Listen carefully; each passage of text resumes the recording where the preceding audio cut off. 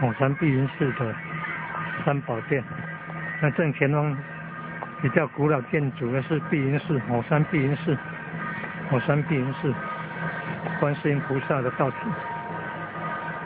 那山下的东山碧仙寺有供奉观世音菩萨。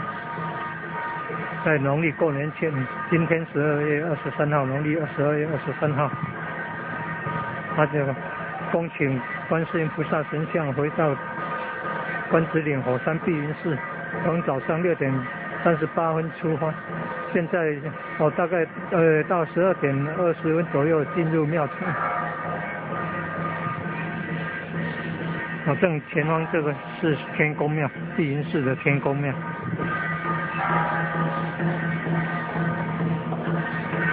金狮镇啊，金狮镇要离开了，先行礼。